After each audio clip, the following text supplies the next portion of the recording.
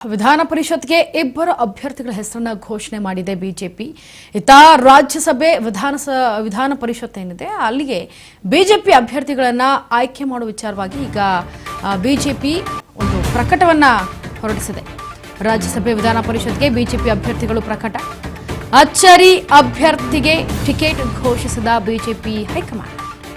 ರಾಜ್ಯದಿಂದ professor M ನಾಗರಾಜ್ಗೆ BJP ಈಗ ticket ಅನ್ನು ಕೊಟ್ಟಿರೋದು. ಇತ್ತ ವಿಧಾನ ಪರಿಷತ್ಗೆ ಇಬ್ಬರು ಅಭ್ಯರ್ಥಿಗಳ ಹೆಸರನ್ನು ಘೋಷಣೆ ಮಾಡಿದೆ.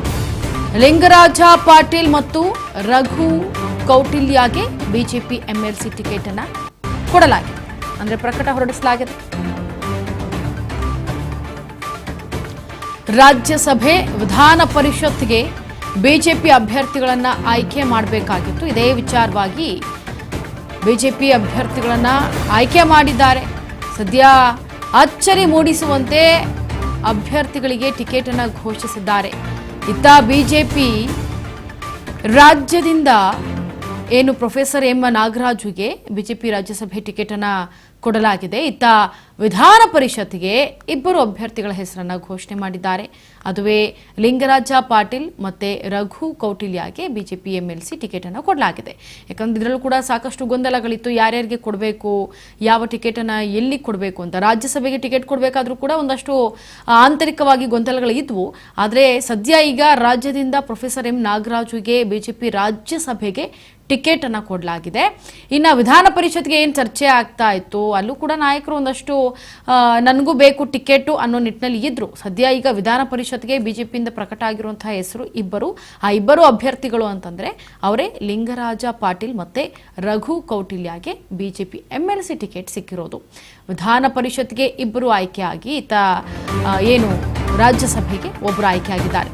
ಘಟಾನುಘಟಿಗಳಿಗೆ ಕೈತಪ್ಪಿದ ರಾಜ್ಯಸಭೆ ಟಿಕೆಟ್.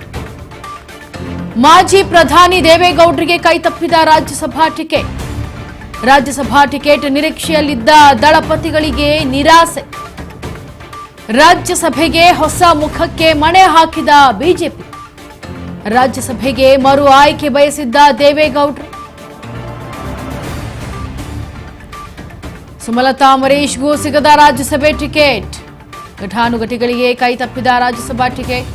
ನೋಡಿ, ಈಗ ಏನು ರಾಜ್ಯದಿಂದ ರಾಜ್ಯಸಭೆ ಟಿಕೆಟ್ ಅನ್ನು ಪಡ್ಕೊಳ್ಬೇಕು ಅಂತ ಹಲವರ ಮೇಲೆ ಅದಕ್ಕೆ ಕಣ್ಣಿತ್ತು. ಈಗ ಪ್ರೊಫೆಸರ್ ಎಂ ನಾಗರಾಜ್ಗೇನೋ ಬಿಜೆಪಿ ರಾಜ್ಯಸಭೆ ಟಿಕೆಟ್ ಅನ್ನು ಕೊಟ್ಟಾಗಿದೆ. ಆದರೆ ಘಟಾನುಘಟಿಗಳು ಅಂತ ಏನಿದ್ರು ಅವರಿಗೆ ಕೈ ತಪ್ಪಿ ಹೋಗಿದೆ ಈ ರಾಜ್ಯಸಭೆಯ ಟಿಕೆಟ್. ಮಾಜಿ ಪ್ರಧಾನಿ ದೇವೇಗೌಡರಿಗೂ ಕೂಡ ಕೈ ತಪ್ಪಿ ಹೋಗಿದೆ. ಒಂದು ನಿರೀಕ್ಷೆಯಲ್ಲಿ ಇದ್ರು, ದಳಪತಿಗಳಿಗೂ ಕೂಡ ನಿರಾಸೆ ಆಗಿದೆ. ಇದ್ರ ಬಗ್ಗೆ ಮತ್ತಷ್ಟು ಅಪ್ಡೇಟ್ ಅನ್ನ ಕೊಡೋದಕ್ಕೆ ನಮ್ಮ ಪ್ರತಿನಿಧಿ ಬಸವರಾಜ್ ಹೂಗಾರ ದೂರವಾಣಿ ಸಂಪರ್ಕದಲ್ಲಿ. ಬಸವರಾಜ್, ಈಗ ಘಟಾನುಘಟಿಗಳಿಗೆ ನಿರಾಸೆ ಆಗಿರೋದು ಒಂದ್ ಕಡೆ, ಸುಮಲತಾ ಅವ್ರಿಗೂ ನಿರಾಸೆ ಆಗಿದೆ, ಎಲ್ರಿಗೂ ನಿರಾಸೆ ಆಗಿದೆ. ಈಗ ರಾಜ್ಯದಿಂದ ಪ್ರೊಫೆಸರ್ ಎಂ ನಾಗರಾಜ್ಗೆ ಬಿಜೆಪಿ ರಾಜ್ಯಸಭೆ ಟಿಕೆಟ್ ಸಿಕ್ಕಿರೋದು, ಈಗ ನಿರಾಸೆ ಆಗಿರೋದಕ್ಕೆ ಏನ್ ವ್ಯಕ್ತಪಡಿಸ್ತಾ ಇದ್ದಾರೆ, ಅದ್ರ ಬಗ್ಗೆ ಮತ್ತಷ್ಟು ಅಪ್ಡೇಟ್ ಕೊಡಿ. ಈಶ್ವರ, ಈಗಾಗಲೇ ರಾಜ್ಯಸಭೆ ಒಂದು ಸ್ಥಾನಕ್ಕೂ ಕೂಡ ಚುನಾವಣೆ ಕೂಡ ಘೋಷಣೆ ಆಗಿರ್ತಕ್ಕಂಥದ್ದು. ಹಾಗಾಗಿ ಆ ಒಂದು ರಾಜ್ಯಸಭೆಯಿಂದ ಬಿಜೆಪಿ ಅಭ್ಯರ್ಥಿಗಳು ಯಾರು ಎಂಬುದು ಸಾಕಷ್ಟು ಕುತೂಹಲಕ್ಕೂ ಕೂಡ ಎಡೆ ಮಾಡಿಕೊಡ್ತಾ ಇತ್ತು. ಆದ್ರೆ ಒಂದ್ ಕಡೆ ಮಾಜಿ ಪ್ರಧಾನಿಗಳಾಗಿರ್ತಕ್ಕಂತಹ ದೇವೇಗೌಡರಿಗೆ ಒಂದು ಟಿಕೆಟ್ ಅನ್ನ ಬಿಜೆಪಿ ಪಕ್ಷ ಕೊಡುತ್ತೆ ಅನ್ನುವಂಥದ್ದು, ಈ ಬಗ್ಗೆ ಚರ್ಚೆ ಕೂಡ ಆಗಿದೆ ಅನ್ನುವಂಥದ್ದು. ಬಹಳಷ್ಟು ನಿರೀಕ್ಷೆಯಲ್ಲೂ ಕೂಡ ಜೆಡಿಎಸ್ ನ ನಾಯಕರು ಕೂಡ ಇದ್ರು, ದೇವೇಗೌಡರಿಗೆ ಸಿಗುತ್ತೆ ಅನ್ನುವಂಥದ್ದು. ಆದ್ರೆ ಇದೀಗ ಬಿಜೆಪಿ ನಾಯಕರು ಒಂದ್ ಕಡೆ ದೇವೇಗೌಡರಿಗೆ ಕೂಡ ಟಿಕೆಟ್ ಅನ್ನ ಕೂಡ ಕೊಟ್ಟಿಲ್ಲ.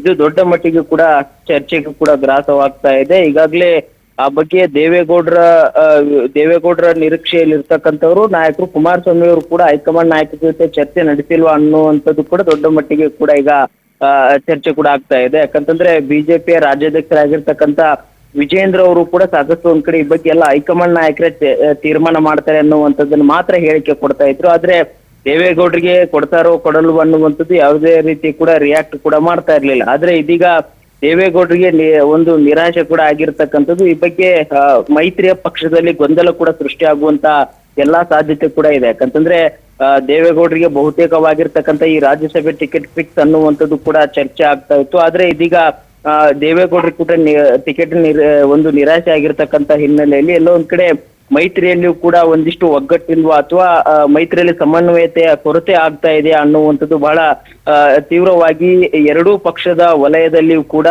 ಕಾರ್ಯಕರ್ತರಲ್ಲಾಗಿರ್ಬೋದು ಮತ್ತೆ ಪಕ್ಷದ ಮುಖಂಡರಲ್ಲೂ ಕೂಡ ಇದು ಚರ್ಚೆಗೂ ಕೂಡ ಕಾರಣವಾಗ್ತಾ ಇದೆ. ಹಾಗಾಗಿ ಮೈತ್ರಿಯ ವಿಚಾರದಲ್ಲಿ ಒಂದ್ ಕಡೆ ಕೋಲ್ಡ್ ವಾರ್ ಹೆಚ್ಚಾಗುತ್ತಾ ಅನ್ನುವಂಥದ್ದು ಕೂಡ ಇದೀಗ ಎಲ್ಲಾ ಲಕ್ಷಣಗಳು ಕೂಡ ಕಂಡು ಬರ್ತಾ ಇದಾವೆ. ಇಂಚರ ಎಸ್ ಬಸವರಾಜು, ಇನ್ನ ಏನು ಈಗ ಸುಮಲತಾ ಅವರು ಇದ್ರ ಬಗ್ಗೆ ಏನು ಪ್ರತಿಕ್ರಿಯೆ ಏನಾದ್ರು ಕೊಡ್ತಾ ಇದ್ದಾರೆ ಅಂದ್ರೆ, ಯಾರಾದ್ರೂ ಈಗ ಘಟಾನುಘಟಿಗಳು ಇವರೆಲ್ಲ ಇರೋದ್ರಿಂದ ಒಂದ್ ಕಡೆ ಬೇಸರ ಅಂತೂ ಇದ್ದೇ ಇರುತ್ತೆ, ಯಾರಾದ್ರೂ ರೆಸ್ಪಾಂಡ್ ಮಾಡಿದ್ದಾರೆ ಇದಕ್ಕೆ?